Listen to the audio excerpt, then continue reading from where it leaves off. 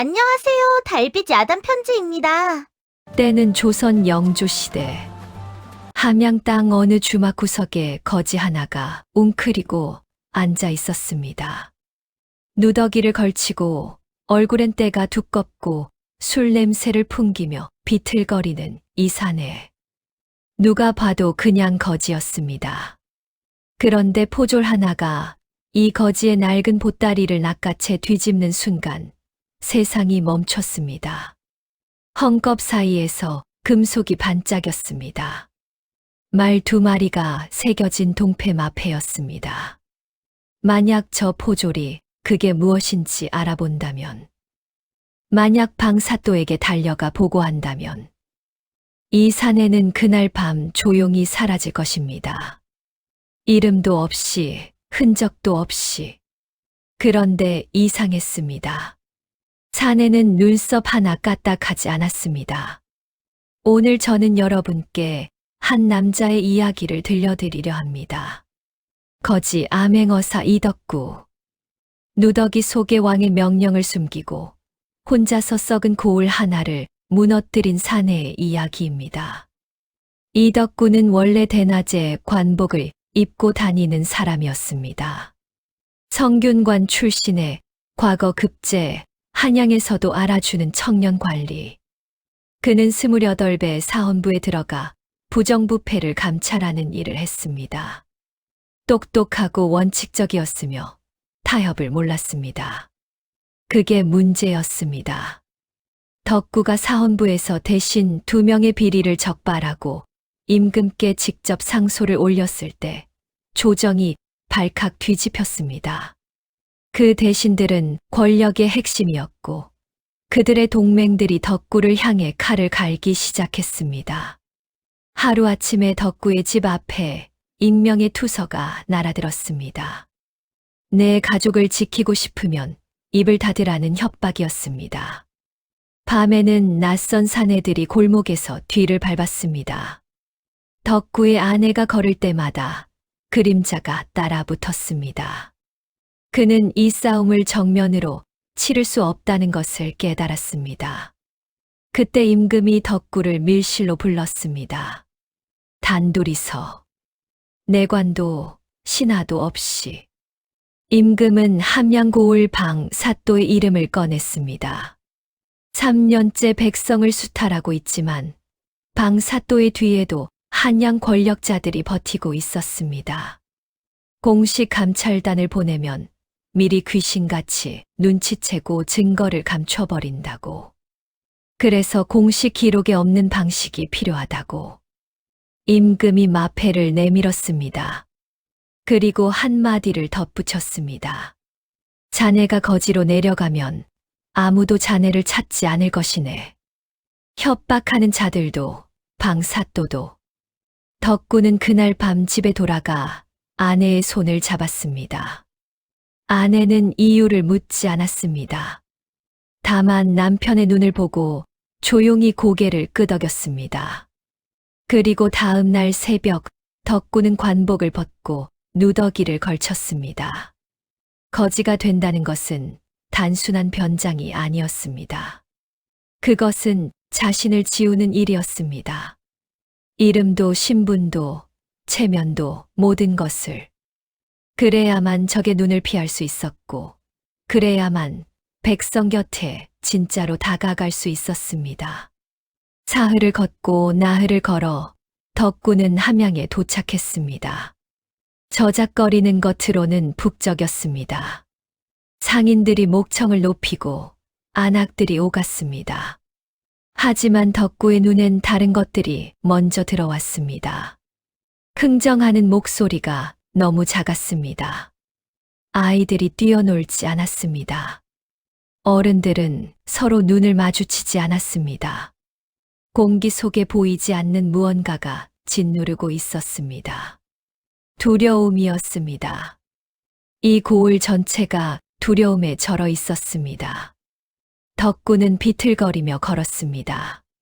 힘없이 지팡이를 짚고 이따금 쭈그려 앉아 땅을 바라보는 척했습니다. 하지만 2 눈은 쉬지 않고 움직였습니다. 창고의 위치, 포졸들의 동선, 주민들의 표정 하나하나. 그때 시장 한켠에서 비명에 가까운 울음소리가 터졌습니다. 저작거리 한켠 같은 시각, 포졸 갑쇠가 젊은 여인의 곡식 자루를 낚아채고 있었습니다. 이미 지난달 세금을 낸 춘분이라는 여인이었습니다. 갑쇠는 새로운 명목을 들이밀었습니다. 방 사또 생신 축하 상납금. 주민들이 둘러섰지만 아무도 나서지 않았습니다. 지난해 항의했다가 곤장을 맞고 사흘 만에 죽은 이웃집 아저씨를 모두 기억하고 있었으니까요. 덕구는 멀찍이 서서 그 광경을 지켜보았습니다. 주먹이 절로 쥐어졌지만 내색하지 않았습니다. 아직 때가 아니었습니다.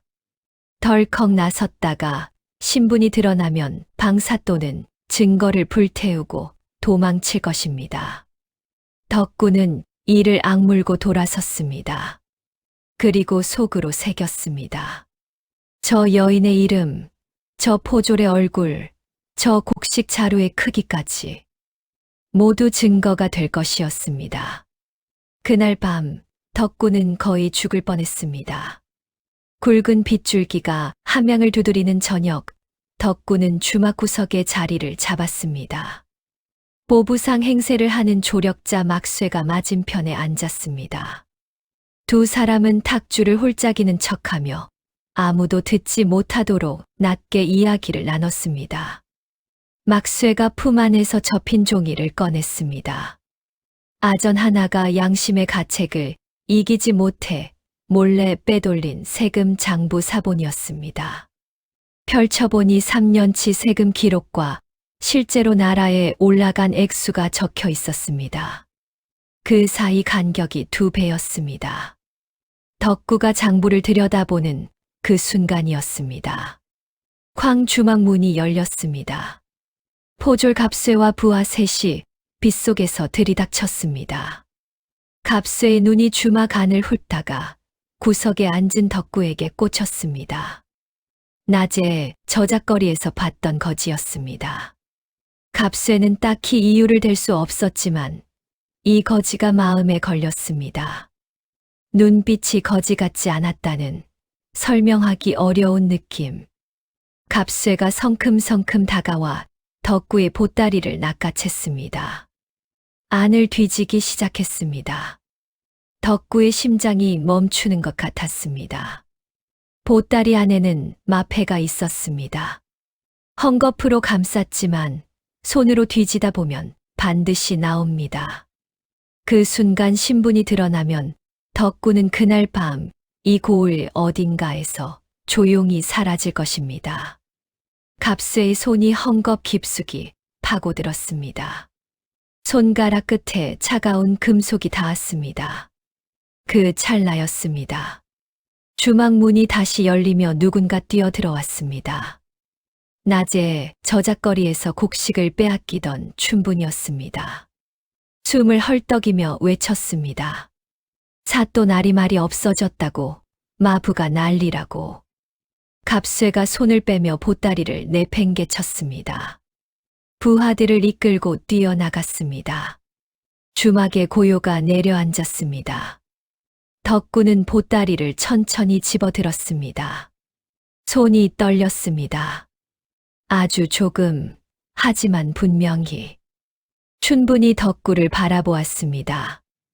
이 사람은 거지가 아니다. 그 눈이 말하고 있었습니다. 하지만 춘분은 아무것도 묻지 않았습니다. 자기도 왜 뛰어들어왔는지 몰랐습니다. 함양 동원 다음 날 낮, 덕구는 스스로 호랑이 굴에 들어가기로 결심했습니다. 다음 날 낮, 그는 동원대문 앞에 드러누워 고래고래 소리를 질렀습니다. 억울하다 살려달라. 자기는 한양에서 온 비단 상인이었는데 이 고을 포졸들한테 재산을 몽땅 빼앗겼다고. 지나가던 주민들이 발걸음을 멈추기 시작했습니다. 소문이 퍼지는 것을 두려워한 갑쇠가 결국 덕구를 동원 안으로 끌고 들어갔습니다. 방사또는 대청 위에서 덕구를 내려다보았습니다. 기름진 얼굴, 좁고 영리한 눈. 3년 동안 고을 하나를 갈아먹은 자의 얼굴이었습니다. 덕구는 한양 비단 상인 행세를 했습니다. 6일 전과도 거래가 있었다고 다시 일어설 수 있도록 도와주시면 사례를 단단히 하겠다고. 방사또의 귀가 번쩍 뜨였습니다. 특히 사례라는 단어에 방사또는 며칠 묵어가라고 했습니다. 대신 자기도 도움이 필요하다고 낮게 흘렸습니다. 덕구는 공손하게 머리를 숙였습니다. 속으로는 차갑게 웃으면서 문제는 그 다음이었습니다. 방사또는 덕구를 동원 사랑채에 묻게 하면서 동시에 감시를 붙였습니다. 덕구가 어디를 가든 무엇을 하든 눈이 따라붙었습니다. 사또 자신도 이 상인을 완전히 믿는 건 아니었던 겁니다. 덕구는 밥을 먹으면서도 잠을 자면서도 감시를 받았습니다. 보따리를 풀 수가 없었습니다. 마패가 든 보따리를 단 1초도 손에서 놓을 수 없었습니다. 씻을 때도 잠잘 때도 끌어안고 있었습니다. 사흘째 되던 밤, 덕구가 깊이 잠든 척하는 사이 누군가 방에 들어왔습니다. 발소리 없이, 숨소리 없이. 덕구의 손가락 끝에 낯선 손이 닿았습니다. 보따리를 건드리고 있었습니다. 덕구는 눈을 뜨지 않았습니다. 대신 손에 힘을 주어 보따리를 더 세게 당겼습니다. 그리고 갑자기 발딱 일어나 크게 소리쳤습니다. 도둑이야, 도둑이야. 사랑채가 발칵 뒤집혔습니다. 불이 켜지고 포졸들이 뛰어왔습니다. 침입자는 이미 어둠 속으로 사라지고 없었습니다. 방사또가 나타났습니다. 걱정스러운 척하면서 눈동자만 흔들리고 있었습니다. 덕구는 그 눈을 보았습니다. 침입자는 방사또의 사람이었습니다. 자기를 완전히 믿기 전에 먼저 정체를 파악하려 한 것이었습니다. 이제 시간이 없었습니다. 더 기다리면 오히려 덕구 쪽이 위험해질 판이었습니다. 고을 뒷산 빈터 나흘째 해질 무렵, 덕구는 도움이 필요했습니다. 그리고 단 한 사람만 믿을 수 있었습니다. 뒷산 빈터에서 덕구가 마패를 꺼내 들여다보고 있을 때 발소리가 들렸습니다. 춘분이었습니다. 덕구를 몰래 따라온 것이었습니다. 두 사람은 한참 동안 말이 없었습니다. 덕구가 먼저 입을 열었습니다. 얼마나 봤냐고. 춘분이 대답했습니다. 마패를 봤다고. 덕구는 숨길 수 없다고 판단했습니다. 천천히 마패를 펼쳐 보여주었습니다. 말 2마리가 새겨진 동패. 왕명을 받은 암행어사의 증표. 춘분의 2 손이 떨렸습니다. 3년 동안 쌓아온 억울함이 이 한 물건 앞에서 한꺼번에 터져 나오는 것 같았습니다. 빼앗긴 논밭, 곤장 맞고 병든 아버지, 아무리 소리쳐도 들어주지 않던 세상. 덕구는 말했습니다. 원본 장부를 손에 넣어야 한다고. 방사또가 동원한 어딘가에 숨겨놓은 실제 장부. 그것이 없으면 사또는 모든 것을 위조라고 발뺌할 수 있다고. 그리고 조용히 덧붙였습니다. 이 일에 뛰어들면 춘분 자신도 위험해진다고. 선택은 본인이 해야 한다고. 춘분은 오래 생각하지 않았습니다. 저는 이미 잃을 게 없어요. 시작합시다. 그 말이 덕구의 가슴에 박혔습니다. 이미 잃을 게 없다는 말이 얼마나 무거운 말인지 덕구는 알고 있었습니다. 동원 창고 일대 닷새째 밤. 이것이 가장 위험한 밤이었습니다. 춘분은 닷새 동안 동원에 식부름꾼으로 드나들었습니다. 아무도 수상하게 여기지 않았습니다. 억울한 사연이 있는 가난한 여자가 돈이 필요해서 심부름이나 한다고 생각했으니까요. 그 닷새 동안 춘부는 모든 것을 알아냈습니다. 원본 장부가 있는 창고의 위치, 자물쇠의 종류, 야간 순찰 포졸의 이동 경로와 시간. 닷새째 밤, 달이 구름 속으로 숨어든 어두운 시각, 덕구와 막쇠가 움직였습니다. 두 사람은 그림자처럼 창고 쪽으로 다가갔습니다. 귀뚜라미 소리만 가득했습니다. 순찰 포졸이 돌아서는 타이밍을 세었습니다. 하나, 둘, 셋. 덕구의 손이 창고 빗장에 닿았습니다. 그 순간 사방에서 횃불이 폭발하듯 타올랐습니다. 포졸 수십 명이 에워쌌습니다. 막쇠가 비명을 삼켰습니다.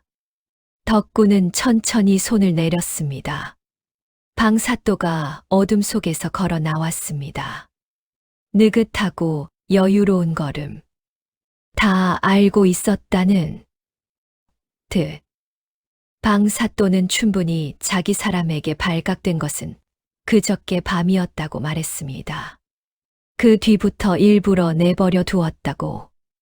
덕구가 직접 움직이는 순간을 기다렸다고. 덫이었습니다. 덕구가 방사또를 함정에 빠뜨리려 했는데 오히려 덕구 자신이 함정에 걸려든 것이었습니다. 방사또가 보따리를 빼앗으라고 명했습니다. 포졸이 달려들어 보따리를 낚아챘습니다. 뒤집었습니다. 헝겊이 풀리며 마패가 땅에 떨어졌습니다. 차가운 금속이 횃불빛을 받아 번쩍였습니다. 말 두 마리가 새겨진 동패. 방사또의 얼굴이 굳었습니다. 갑쇠가 멈칫했습니다. 포졸들이 서로 눈치를 보았습니다. 그 마패가 무엇인지 이 고을에서 모르는 사람은 없었습니다. 긴 침묵이 흘렀습니다. 횃불만이 소리 없이 타올랐습니다. 그때 덕구가 천천히, 아주 천천히 일어섰습니다. 비틀대던 걸음이 사라졌습니다. 구부정하던 어깨가 펴졌습니다. 그는 마패를 집어들어 손에 쥐었습니다. 그리고 숨을 크게 들이켰습니다. 암행어사 출두야. 그 외침이 함양의 밤하늘을 갈랐습니다. 메아리가 산을 타고 퍼져나갔습니다. 자다 깬 개들이 일제히 짖었습니다. 불빛이 하나둘 켜졌습니다. 방사또의 두 다리가 힘을 잃었습니다. 그 자리에 털썩 무릎을 꿇었습니다. 갑쇠도 포졸들도 하나씩 무릎을 꿇었습니다. 동원 대청 그날 밤 새벽으로 넘어가는 시각. 암행어사 출두 소식이 번개처럼 고을 전체로 퍼져나갔습니다. 자다가 깨어난 사람들이 동원 앞마당으로 몰려들었습니다. 횃불이 늘었습니다. 사람이 늘었습니다.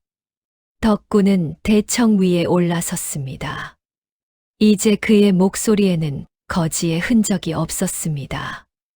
왕명을 받은 어사의 목소리였습니다. 그는 3년치 죄목을 하나하나 읽어 내려갔습니다. 2배로 거둔 세금, 빼돌린 금액, 강제로 빼앗은 논반 목록, 곤장으로 다스린 억울한 백성들의 이름.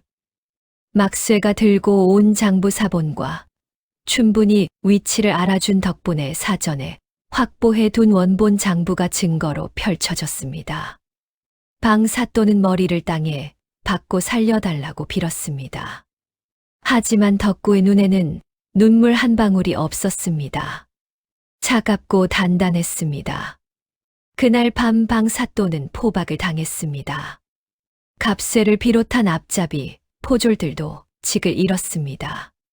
새벽이 오기 전에 한양으로 압송될 채비가 갖춰졌습니다. 동원 앞마당 동이 트는 새벽. 동이 텄습니다. 함양의 하늘이 빨갛게 물들었습니다. 앞마당에 모인 수백 명의 주민들 사이에서 울음이 터졌습니다. 3년 동안 참아온 서름이 새벽빛과 함께 한꺼번에 쏟아졌습니다. 노인들은 주저앉아 하늘을 보았고 젊은이들은 서로 손을 잡고 울었습니다. 군중 속 한켠에 춘분이 서 있었습니다. 그녀는 울지 않았습니다. 아니, 울려야 하는데 눈물이 다 말라버린 것 같았습니다. 덕구가 군중을 헤치며 춘분에게 다가왔습니다. 그리고 조용히 말했습니다. 아버지의 논밭은 반드시 돌아올 것이라고. 그 말에 춘분의 눈에서 드디어 눈물이 흘렀습니다. 소리 없이 하지만 멈추지 않고 함양관문 밖에가 완전히 떠오를 무렵 얼마 지나지 않아 덕구는 다시 보따리를 꾸렸습니다. 마패를 헝겊으로 꼼꼼히 싸서 넣었습니다. 누더기를 여미고 낡은 지팡이를 집어들었습니다. 막쇠가 뒤따르며 물었습니다. 다음은 어디냐고. 덕구는 걸으면서 대답했습니다. 굶주린 곳, 억울한 곳이라고. 그런 곳은 이 조선 땅 어디나 있다고. 봄 햇살이 비스듬히 내리꽂혔습니다. 길 위에 사내의 그림자가 길게 뻗었습니다. 누더기를 걸친 거지의 그림자가. 하지만 그 그림자는 어딘가 당당했습니다. 누더기는 여전히 그의 갑옷이었고 마패는 여전히 누더기 속에서 숨을 쉬고 있었습니다. 방사또는 한양으로 압송되어 파직과 유배형에 처해졌습니다. 갑세를 비롯한 앞잡이, 포졸들은 고을 밖으로 쫓겨났습니다. 춘분의 아버지는 논밭을 돌려받았고 이듬해 봄 다시 씨앗을 뿌렸습니다. 그리고 덕구는 이덕구 암행어사는 그 뒤 어디에서 나타났는지 정확한 기록이 없습니다. 다만 그해 여름 전라도 어느 고을에 수상한 떠돌이 약장수가 나타났다는 소문이 돌았습니다. 눈빛이 유난히 날카롭고 고을 창고 근처를 어슬렁거리는 버릇이 있는 약장수. 아마도 그였을 것입니다. 오늘 이야기 어떠셨나요? 누더기 한 장, 지팡이 하나, 그리고 보따리 속 마패 하나. 이덕구는 그것만으로 썩은 권력 하나를 무너뜨렸습니다. 조선시대 암행어사들은 실제로 이런 방식으로 활동했습니다. 신분을 완전히 숨기고 백성들 곁에 섞여들어 아무도 모르는 사이에 증거를 모았습니다. 누더기는 두려움을 가리는 가면이기도 했고 권력에 가까이 다가가기 위한 통행증이기도 했습니다. 오늘 이야기가 마음에 드셨다면 좋아요와 구독 부탁드립니다. 다음 이야기도 이처럼 스릴 있고 흥미로운 조선시대 이야기로 찾아올게요. 감사합니다.